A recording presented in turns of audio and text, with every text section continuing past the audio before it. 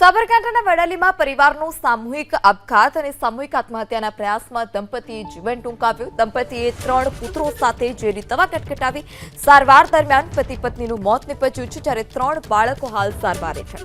વડાલીના સગરવાસ વિસ્તારમાં આ પરિવાર રહેતો હતો અને તેણે આ પગલું ભર્યું છે। પોલીસે આ સમગ્ર મામલે વધુ તપાસ હાથ ધરી છે। તો જે 3 બાળકો છે તેમના પરથી माता पितानी छत्रछाया गुमावવાનો वारो આવ્યો છે। 3 બાળકો હાલ સારવાર હેઠળ છે અને આ સામૂહિક આત્મહત્યાના પ્રયાસમાં પતિ પત્નીનું મોત નીપજ્યું છે।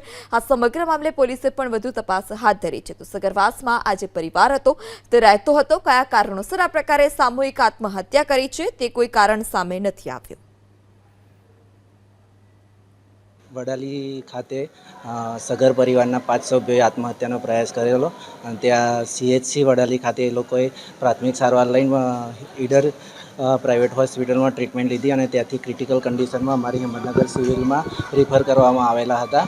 અને એ પાંચેની સારવાર દરમિયાન પત્ની અને પતિનું મોત થયેલું હતું અને 3 બાળકો ક્રિટિકલ કન્ડિશનમાં છે અને 3ની ટ્રીટમેન્ટ ચાલુ છે અને 3નું ડાયાલિસિસ બી કરવામાં આવ્યું છે અને એમના પતિનું PM બી થઈ ગયેલું છે।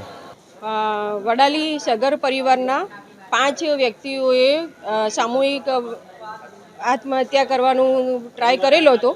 તે લોકો પહેલાં વડાલી CHCમાં ગયા હતા, ત્યારબાદ વધુ સારવાર માટે ઈડર ગયા અને ઈડરથી પછી અહીંયા અમારી હિંમતનગર સિવિલ હોસ્પિટલમાં આવ્યા હતા, જેમાં 2 પતિ પત્ની સારવાર દરમિયાન એક્સપાયર થઈ ગયેલા છે અને 3 છોકરાઓ સિરિયસ છે, જે લોકોનું રાત્રે 1:30 વાગ્યાની આસપાસ ડાયાલિસિસ કરવામાં આવ્યું હતું અને હમણાં એ સારવાર હેઠળ છે।